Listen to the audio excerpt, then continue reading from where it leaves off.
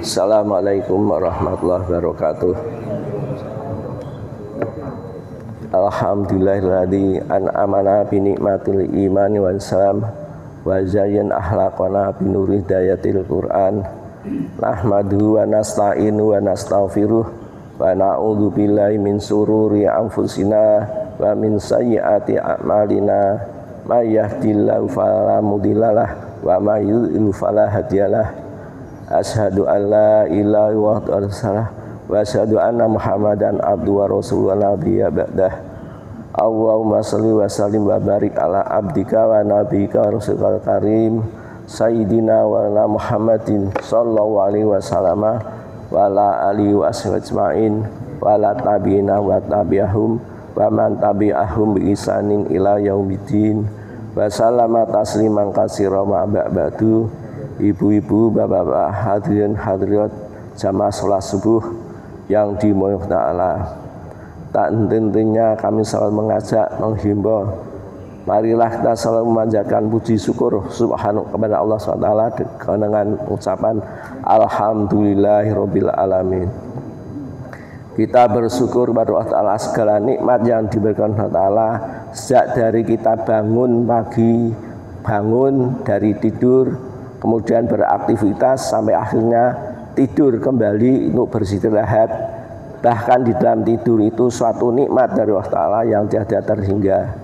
Dengan demikian, dengan adanya siklus yang demikian ini, kita menapaki, menjalani hari demi hari yang tidak terasa, akhirnya kita menjadi seperti ini, menjadi orang-orang yang sudah berumur, sudah bertua, yang pasti kita akan kembali kepada Allah Ta'ala, sehingga kita bisa menapaki keadaan ini dengan istiqomah menjalankan perintah-perintahnya Allah Ta'ala dengan sebaik-baiknya, dengan segala kekuatan yang kita ada, dan kita sekuat tenaga untuk selalu beribadah kepada Allah agar kita dapat kembali ke hadiratnya dalam keadaan husnul khotimah. Amin ya rabbal alamin.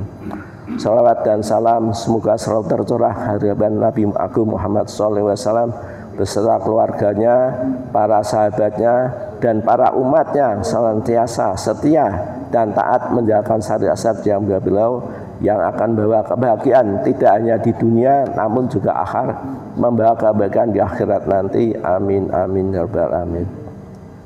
Ibu-ibu, bapak sekalian, alhamdulillah hari ini, bulan ini masih dalam bulan Syawal dan masih dalam suasana perayaan Hari Raya Idul Fitri, maka kami sempatkan untuk menyampaikan selamat Idul Fitri 1446 Hijriah. Ja'alna wa yakum minal aidin wal faizin syamana wa syamakum minal aidin wal faizin wal maqbulin. Amin ya rabbal alamin. Ibu-ibu, bapak sekalian, setiap subuh setelah sholat subuh, sebelum ada bacaan hadis, diawali dengan kita membaca Sayyidul Istighfar. Bismillahirrahmanirrahim. Allahumma anta rabbi la ilaha illa anta khalaqtani wa ana abduka wa ana ala ahdika wa wa'dika mastata'tu a'udzubika min syarri ma sana'tu abu'u laka bi ni'matika alayya wa abu bi dzambi faghfirli fa innahu la yaghfiru dzunuba illa anta. Mengapa dikatakan sebagai Sayyidul Istighfar atau penghulunya atau seutamanya dari istighfar? Kita tahu bahwa istighfar banyak macam. Istighfar yang pendek ialah astaghfirullahaladzim, astaghfirullahaladzim. Yang lebih panjang lagi astaghfirullahaladzim wa atubu ilaih taubatan abdi dzalimin la yamliku li nafsihi dzarran wal nafan wala matan wala hayat wala nusura. Ada yang lebih panjang lagi dan lebih panjang lagi. Itulah yang dinamakan Sayyidul Istighfar yang seperti katakan tadi. Kita membaca Sayyidul Istighfar ya, pertama kita mengesahkan Allah Ta'ala. Kita selalu memperbaharui tauhid kita, bahwa kita menyatakan tidak ada Tuhan yang hak untuk disembah kecuali hanya Allah Subhanahu wa Ta'ala. Allahumma anta rabbi. Ya Allah, sesungguhnya hanya Engkau lah Tuhan kami. Wa ana abduka wa ana ala ahdika mastata'tu. Engkau yang menciptakan aku dan aku adalah hamba-Mu. Kita meyakini bahwa kita, setiap manusia, setiap makhluk ada yang diciptakan oleh Ta'ala, dan kita mengakui bahwa Allah itu yang menciptakan kita, yang sudah menciptakan kita. Itu selalu kita perbaharui dan kita perbaharui. Karena apa? Karena ya kalimat tauhid ya, yang la ilaha illallah, barang siapa membaca kalimat itu di akhir hayatnya, maka dia akan, sebelum dia wafat, maka dia akan dakhala jannah. Miftahul jannah la ilaha illallah. Kuncinya surga ialah la ilaha illallah Muhammadur Rasulullah. Kita sudah tahu kuncinya la ilaha illallah. Kita sudah tahu bahwa kita yang diciptakan Allah dan Allah yang menciptakan kita. Kemudian dilanjutkan lagi, ana abduka ana ahdika waslata'tu. A'udzubika min syarri ma sonatu. Abu ulaka binikmatika alayya. Dan aku mengakui bahwa segala kebaikan, segala rahmat, segala kebagusan, segala kebaikan yang datangnya dari Allah Ta'ala. Kita bisa hidup, menghirup udara, meminum air yang segar, bisa makanan apa yang tumbuh dari bumi, itulah karunia dari Allah Ta'ala.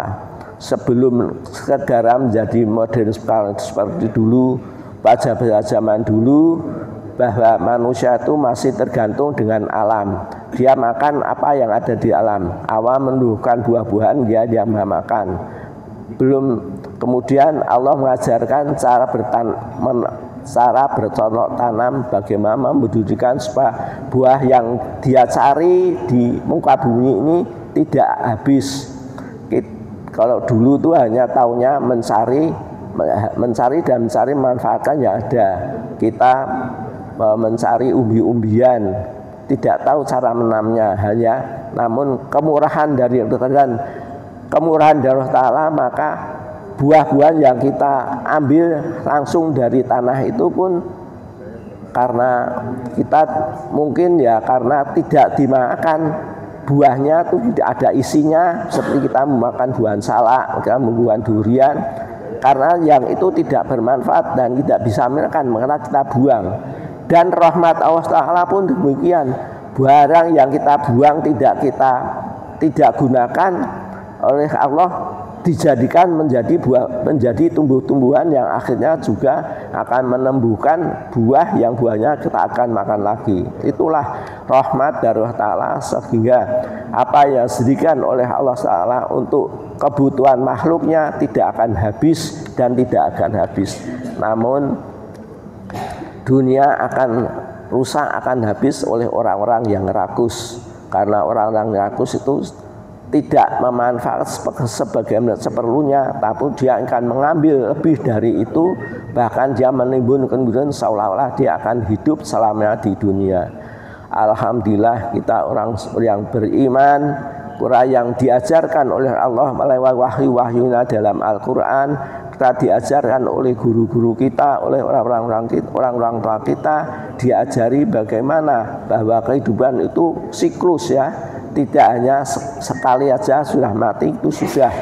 Kita diajarkan bagaimana, maka kita diajarkan di sekolahan bagaimana menanam buah, bagaimana salak itu bisa tumbuh, buah yang sudah tua ditanam akhirnya keluar akarnya, keluar daunnya, akhirnya juga akan tumbuh demikian. Demikian pula buah-buah yang lain itu diajarkan di dalam. Dulu waktu kita sekolah ada ilmu hayat atau ilmu hayat ya. Ilmu hayat satu juga sudah ingat betul waktu SD itu bagaimana sebuah kacang kalau ditanam kok bisa tumbuh akar, tumbuh daun. Nah, di dalam buah kacang itu kalau kita kan ada 2 keping, kemudian ada kecil ya, itu yang namanya lembaga. 3 hanya kacang juga jagung. Kita diajari oleh guru kita bagaimana mengamati buah jagung atau buah kacang, kita rendam, kemudian kita taruh di tempat yang sejuk-sejuk, itu pasti akan keluar akarnya, keluar akar daunnya. Itulah awal mulanya kehidupan dari siklus buah-buahan. Semua buah-buahan juga demikian. Buah kelapa yang makin tua tuh di dalamnya ada kentos, dan kentos itu yang akan kalau dibiarkan saja, dianginkan di luar, nanti keluar akarnya, keluar daunnya yang namanya tunas kelapa, yang kemudian akan ditandur atau ditanam akhirnya menjadi buah kelapa yang akhirnya umur beberapa sampai 10 tahun baru keluar. Itulah siklus. Semikian pula dengan manusia. Manusia dia dihadirkan kata-kati dari adanya pertemuan sperma dan ovum dari seorang ibu, sperma dari seorang ayah bertemu atas takdir Allah akan menjadi embrio, menjadi janin, akhirnya kembang sampai menjadi manusia, dan akhirnya Allah mengeluarkan Allahul ladzi akhrajakum min butuni ummatikum la ta'lamuna syai'a summa ja'alnakum sam'a wal absar wal af'idah la'allakum tashkurun. Itulah kaidan kita. Kita dilahirkan dari rahim ibu oleh Allah SWT. Kalau tanpa pertolongan dari Allah Ta'ala mustahil, ya. Bayi yang sebesar itu bisa keluar dari ibu lewat rahimnya. Rahimnya segitu masih bisa mengeluarkan bayi yang besar itu. Itulah kerumahan dari Allah dan kemudahan yang disediakan oleh Ta'ala. Tidak hanya pada manusia, pada semua makhluknya, binatang seperti macan, kerbau, harimau, kijang, kucing bahkan, ya, yang kalau kita lihat kucing itu kalau melahirkan kok begitu mudahnya, procot seperti dengan kelinci. Itulah yang kemudahan Allah rahmat yang dari Allah kepada para makhluknya. Jadi pada intinya Allah Subhanahu wa taala Maha Pengasih, Maha Penyayang pada makhluknya. Namun bagaimana kita kembali berterima kasih kepada Allah Ta'ala, itu yang harus kita tekuni, harus kita pelajari dan harus kita hayati.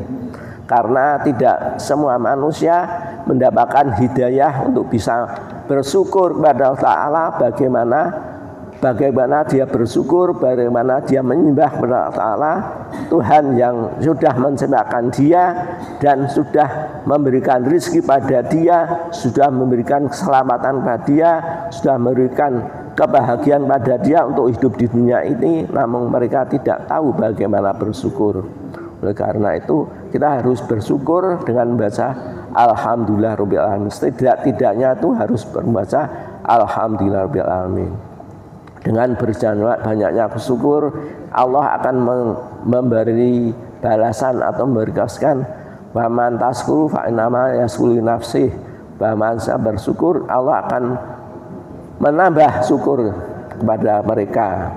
Dan barang siapa bersyukur, sesungguhnya dia bersyukur untuk dirinya sendiri. Karena kita bersyukur kepada Allah Ta'ala, kita dengan rasa syukur itu kita ungkapkan dengan kita selalu taat kepada perintah Allah Ta'ala, menjalankan sholat, menjalankan puasa, menjalankan ibadah haji, menjalankan umroh, memberikan infak, berbagi pada sesama, menjaga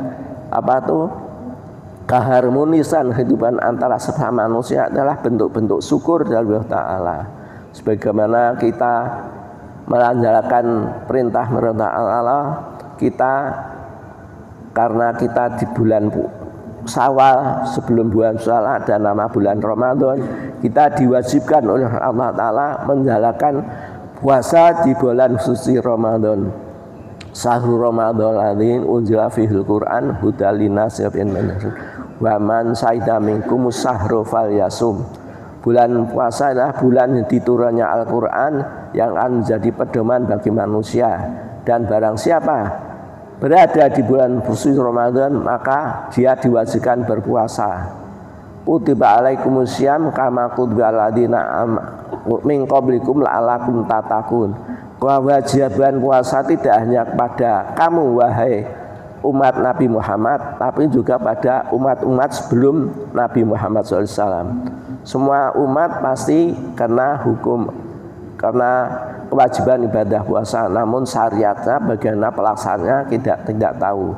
Yang tahu kita karena umatnya dari Nabi Muhammad SAW, kita ya menjalankan sesuai dengan syariat yang dibawa Rasulullah. Ialah kita tidak makan dan tidak minum dan tidak bergaul dengan istri selama sejak dari maghrib, sejak dari subuh fajar sampai akhir maghrib.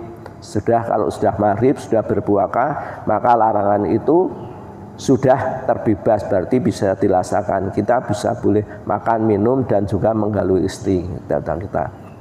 Itulah syariat yang diajarkan, yang dibawa oleh Rasulullah SAW. Namun apakah puasa hanya itu? Nah, puasa kalau hanya sekedar itu namanya puasa awam. Namun di dalam Ihya Ulumuddin disebutkan bahwa puasa itu tidak hanya ada puasa awam, ada puasa khusus, ada puasa khusus.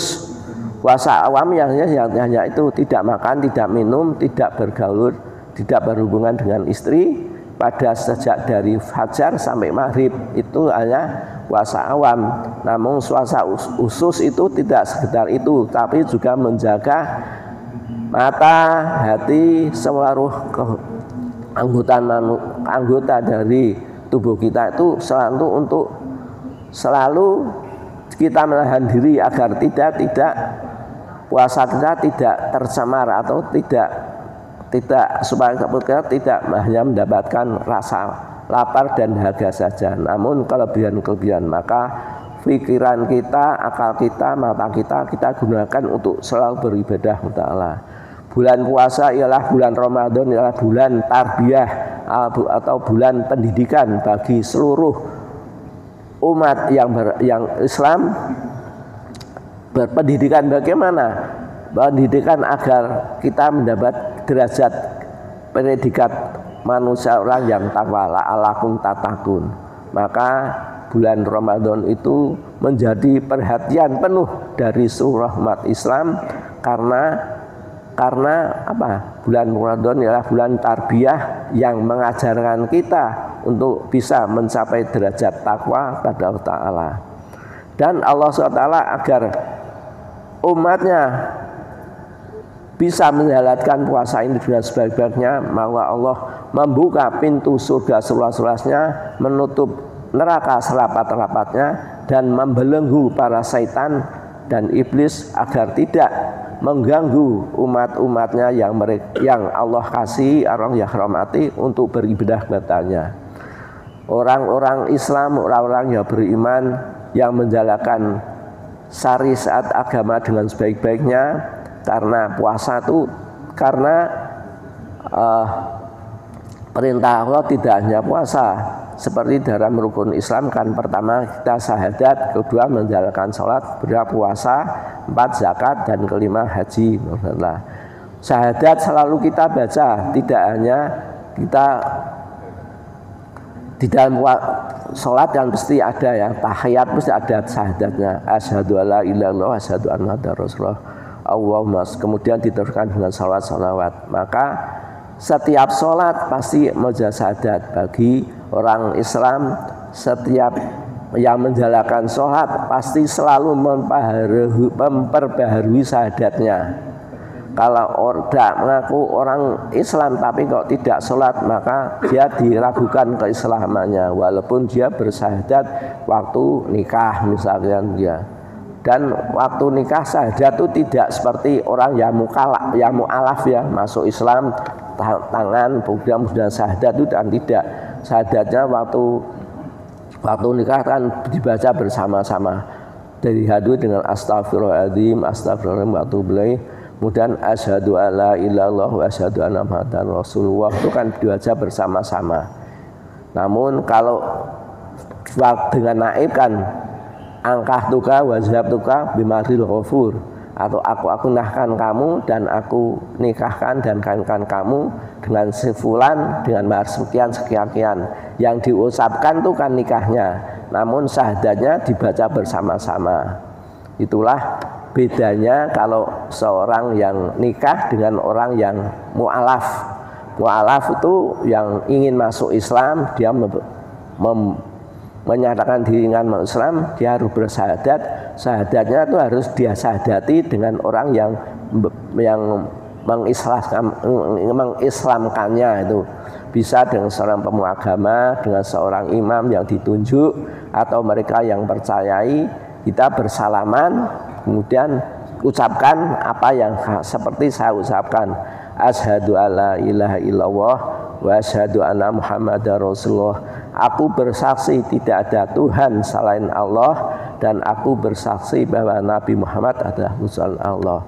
Konsekuensi bahwa kita mengaku bersyahadat kepada Allah Ta'ala dan bersaksi pada bahwa Rasulullah SAW adalah utusan Allah Ta'ala, kita harus mentaati apa yang diajarkan oleh Rasulullah SAW kepada kita, syariat-syariatnya, karena syariat-syariat Rasulullah datangnya dari Allah Ta'ala melalui wahyu, dan kita sudah bersaksi bahwa tidak ada Tuhan selain Allah. Jadi kita bersolat, kita zakat, kita puasa, semuanya ibadah kepada Allah.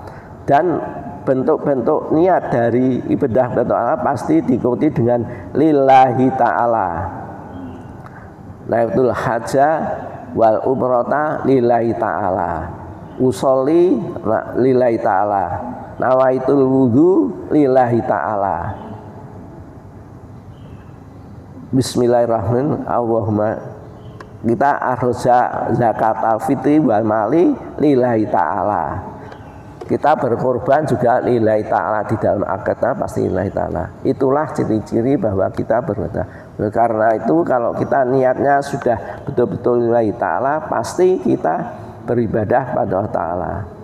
Ibadah kepada Allah tidak hanya sholat, puasa, zakat, haji, infak, dan lain-lain. Yang berbeda lagi ialah kita beribadah ta'ala ya mentaati apa yang ada di dalam Al-Quranul Karim. Al-Quranul Karim isinya sangat luas sekali, tidak hanya tentang bagaimana hubungan kita pada Allah Ta'ala, namun hubungan kita dengan sesama manusia, sesama alam, dan sesama makhluk di dunia ini. Barang siapa yang membuat kezaliman kepada makhluk-makhluk Allah seperti pada binatang, maka Allah akan menjadikan perbuatan kita suatu dosa, dan kita pasti akan berkat balasannya. Maka kita juga sangat prihatin sekali ya, karena di Indonesia itu ada yang namanya sapi gelonggongan. Bapak-bapak mungkin tahu enggak? Sapi gelonggongan itu sapi sebelum disembelih dia tuh digelonggong dengan air sebanyak-banyaknya, bahkan air itu dimasukkan ke dalam mulutnya sapi itu dengan pompa.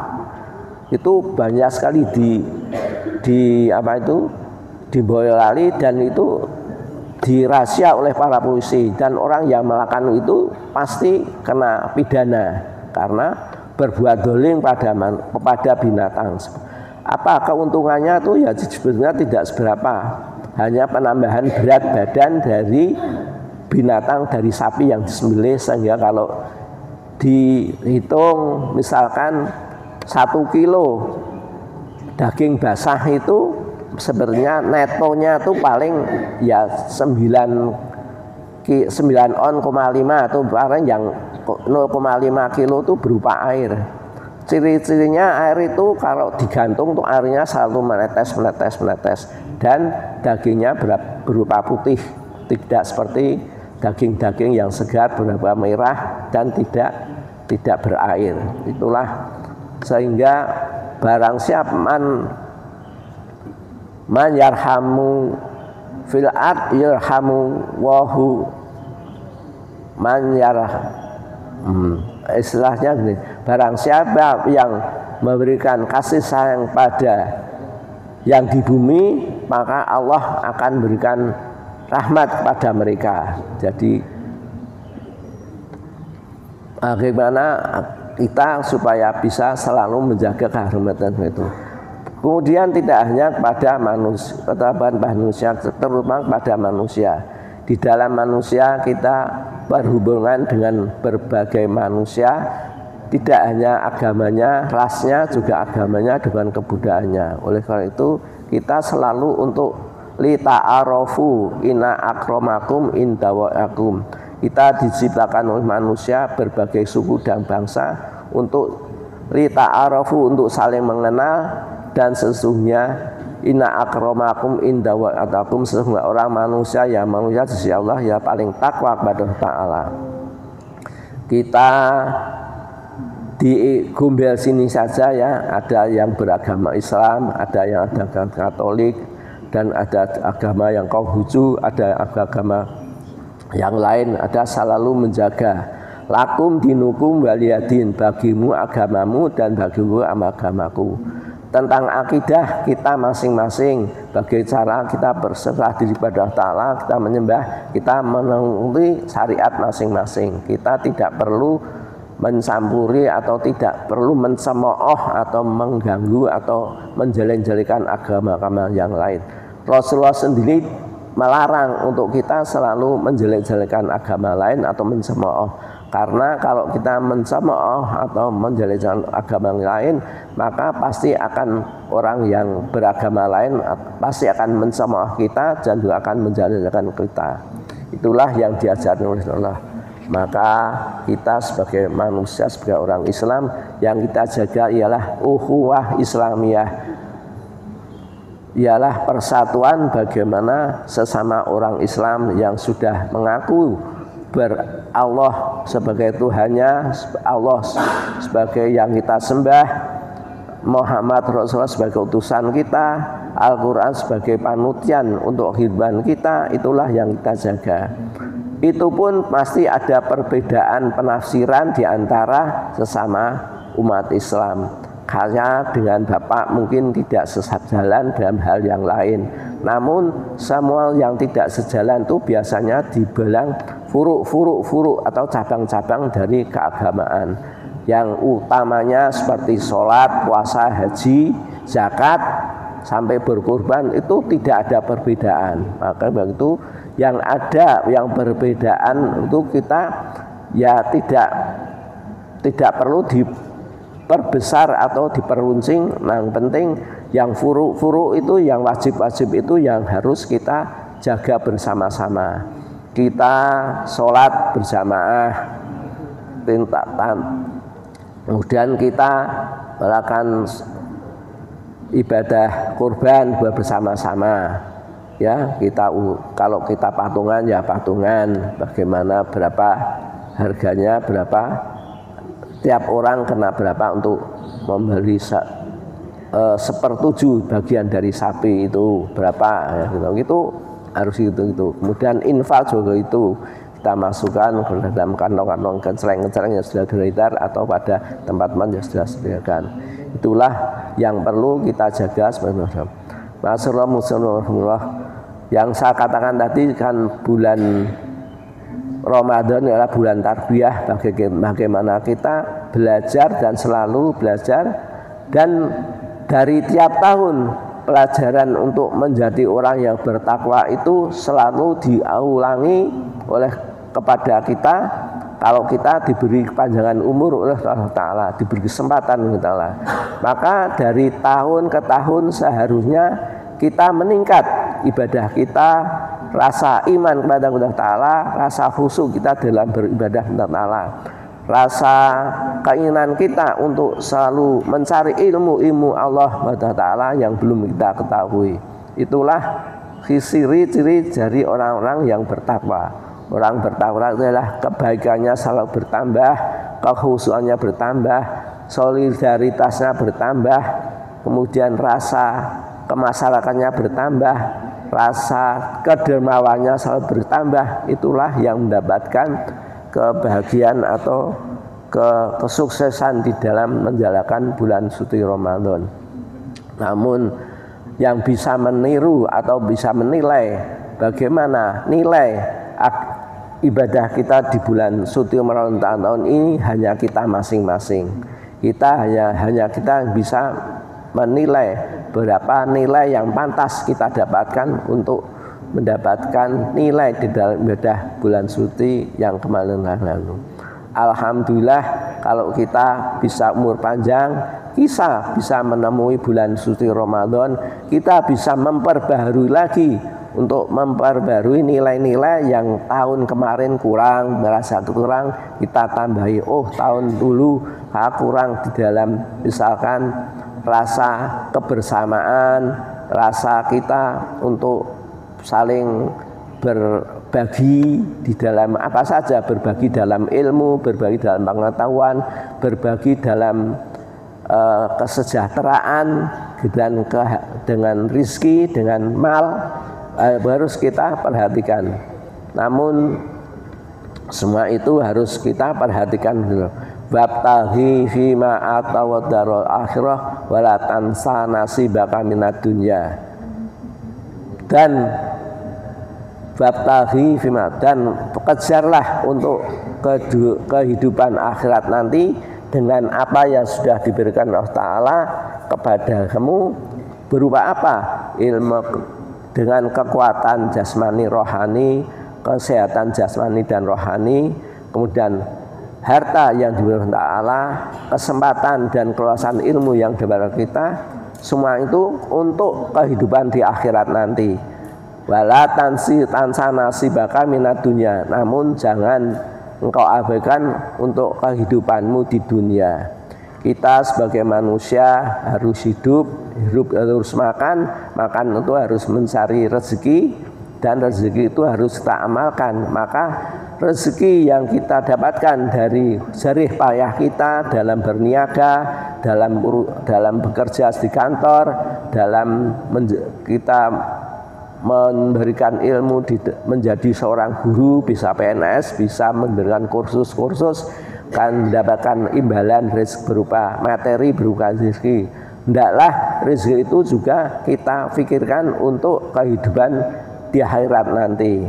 Kita tasarufkan, tidak hanya khusus aku dapatkan rezeki, aku yang cari, aku yang menikmati hanya untuk aku di sini dan keluargaku. Maka itu tidak. Namun ajaran Islam, syariat Islam mengajarkan bahwa rezeki yang ada dari kita sebetulnya itu ada bagian dari rezeki orang lain. Maka walaupun kita sudah menafkahkan rezeki sebagai untuk bisa kita sumbangkan pada yayasan, kita tasarufkan untuk infak dan sedekah di masjid, kita bisa unturunan untuk RRT, membangun jalan, membangun gardu, memperbaiki lingkungan, mengganti lampu-lampu yang mati. Itu adalah tasarruf kita yang besok termasuk amal jariah yang itu menjadi bekal kita di akhirat nanti. Namun jangan lupa kebahagiaan kita untuk diri kita sendiri. Kita butuh makan, kita butuh pakaian, anak-anak kita butuh pendidikan, kita butuh rumah yang aman, terhindar dari panas matahari dan dari teriknya hujan dan derasnya hujan, dari teriknya matahari. Kita juga harus kita perhatikan. Kita butuh kendaraan untuk mobilitas kita, untuk mencari ilmu, mencari nafkah, ya, berkunjung silaturahmi, itulah yang juga harus kita perhatikan. Maka sebagai orang muslim, seorang yang beriman, yang diberi rezeki Allah Ta'ala, kita pasti tahu dan kita sudah bisa memanfaatkan, kita bisa masing-masing bisa memanage harta kita. Bagaimana sebagian untuk kehidupan kita, bagaimana untuk sosial kita, bagaimana untuk anak-anak pendidikan kita, bagaimana saving kita. Kalau kita seandainya kan kita makin tua, penghasilan kita sudah pensiun, alhamdulillah kita punya masih saving, sehingga kita bisa memanfaatkan hasil dari saving kita untuk menunjang kehidupan kita. Karena seorang yang sudah pensiun itu kan pasti anjlok penghasilannya dibanding kalau kita masih dinas. Kalau dinas kita dapat haji, dapat gajian, dapat apa? Dapat ya bapaknya dapat uang dari mana-mana yang kita pasti bapak-bapak sudah tahu.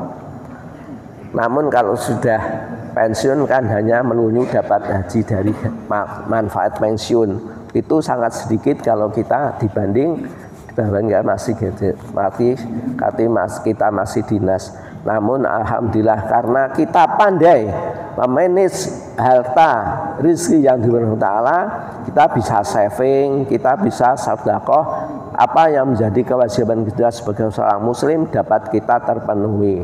Dan kita dari saving itu kita dapat menjalankan ibadah haji, dari saving itu kita bisa umroh, dari saving itu kita bisa berkurban tiap tahun. Itulah kebahagiaan dan kemurahan-murahan yang diberikan Allah Ta'ala kepada kita, sehingga kita patut dan harus bersyukur atas semua nikmat yang diberikan Ta'ala. Nikmat rasa syukur kepada Ta'ala kita tunjukkan dengan kita beriman kepada Ta'ala, dan kita mensyukuri ialah dengan kita mentaati apa yang menjadi syariat atau yang menjadi kewajiban kita sebagai seorang muslim, seorang yang beriman. Kewajiban yang pertama ialah kita asyhadu alla ilaha illallah, kita percaya kepada Allah Ta'ala, dan kita mentaati apa yang diperintahkan. Kita perintahkan kita diperintahkan untuk sholat 5 waktu. Sholat yang wajib itu 5 waktu. Duhur, asar, maghrib, isya, subuh, itu ya. Isya, subuh, duhur, asar, maghrib, Islam. Itulah yang kewajiban. Namun karena kita rasa syukurnya bertambah, tidak hanya sholat yang wajib itu yang kita lakukan, maka kita bertambah dengan sholat lain. Sholat qobliyah subuh, sholat duha, sholat tahajud, sholat hajat, sholat tasbih. Itulah bentuk-bentuk rasa syukur kepada Allah Ta'ala. Maka di dalam bulan Ramadan itu kan ada sholat tarawih, ada sholat witir. Itulah bentuk-bentuk kita diajari atau ada tarbiyah, bulan tarbiyah untuk kita bersyukur kepada Allah Ta'ala. Kita sholatnya tidak hanya sholat yang wajib saja, namun kita tambah dengan sholat-sholat sunnah. Sholat-sholat sunnah kalau kita sudah tahu tidak hanya sholat tarawih di bulan suci Ramadan, karena kebiasaan Ramadan kita pasti bangun waktu sahur jam 3, pasti sahur terlambat-lambatnya 3:30 kita sahur. Maka kebiasaan kita untuk bangun sahur kita isi sebagian bangun itu untuk kita tahajud kepada Allah Ta'ala, melaksanakan sholat sunnah, sholat tahajud, kemudian diakhiri dengan sholat witir. Sesungguhnya sholat witir itu tidak hanya waktu bulan Ramadan, waktu sholat saja, waktu sholat tarawih. Setiap hari ada sholat witir. Maka sebaik-baiknya sholat witir itu dilaksanakan setiap hari, walaupun di luar bulan suci Ramadan. Kalau bulan suci Ramadan dilaksanakan sudah sholat tarawih, karena sebagai penutup dari segala sholat sunnah.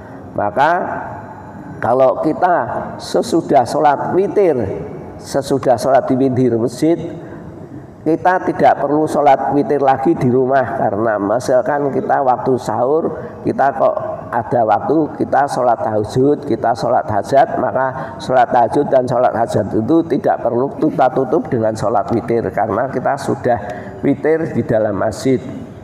Namun sebagian kita ada yang sholat witirnya di masjid, ada yang sholat witirnya di rumah setelah dia sholat tahajud. Itu mungkin itu hanya pilihan saja, namun kita harus bisa menjaga supaya tidak ketinggalan sholat witirnya, karena kalau kita kadang-kadang tidurnya sampai lelap karena badan kita lelah, kita bangun-bangunnya itu tidak komanan waktu sholat witir. Maka sebaiknya sholat witir itu di sesudah sholat tarawih. Untuk di luar sholat bulan Ramadan, sholat witir itu sebaiknya dilakukan sudah sholat ba'diyal isya. Sudah sholat ba'diyal isya, kita lakukan sholat witir 3 rakaat. Kemudian kita pulang, kalau kita nanti bangun waktu sahur, kita sholat tahajud, sholat hajat atau sholat yang lain, sholat tasbih bagaimana, kita akhiri dengan sholat witir.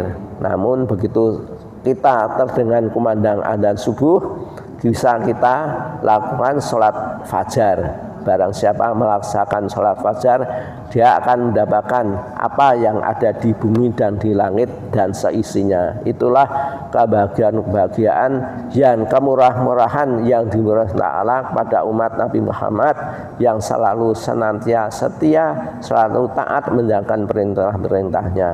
Barang siapa melaksanakan sholat syuruk sesudah matahari terbit dan sesudah waktu matahari terbit, maka akan mendapatkan pahala sebagaimana dia melaksanakan umroh dan haji secara sempurna. Bagaimana kita tiap Sabtu pagi ada tausiah pagi, dan setiap hari Senin, Rabu, dan Jumat ada tadarus pagi, kemudian setiap hari Selasa dan Kamis ada pelajaran nasuh dan cara membaca kitab dari sampai waktu syuruk. Maka gunakanlah sesudah waktu syuruk. Kalau kita sudah selesai taklim, jangan takut pulang, sempatkanlah untuk sholat 2 rakaat, itu nama sholat syuruk. Barang siapa melakukan syuruk, ia mendapatkan pahalanya orang haji dan umroh secara sempurna. Itulah Bapak Ibu sekalian yang kami sampaikan pada kesempatan tausiah pagi ini. Intinya ialah janganlah kita merasakan ketaatan, kesolehan kita di dalam beribadah kepada Allah Ta'ala khusus hanya di bulan suci Ramadan ini, karena bulan suci Ramadan itu hanya sebagai tarbiyah atau pendidikan bagi kita bagaimana kita agar mendapatkan pendidikan takwa dari Allah Ta'ala. Siangnya kita berbuah puasa, menahan lapar dan dahaga, menahan makan dan minum, tidak mengganggu istri di siang hari. Namun begitu sudah masuk maghrib, maka larangan-larangan itu batal. Kita dalam keadaan berpuasa, tidak makan dan minum, tetap menjalankan kegiatan sehari-hari, yang biasa berdagang, yang biasa berniaga, yang biasa ke kantor, yang bekerja. Semuanya aktivitas itu diiringi dengan berpuasa. Hendaklah berpuasa itu, yang namanya puasa itu ialah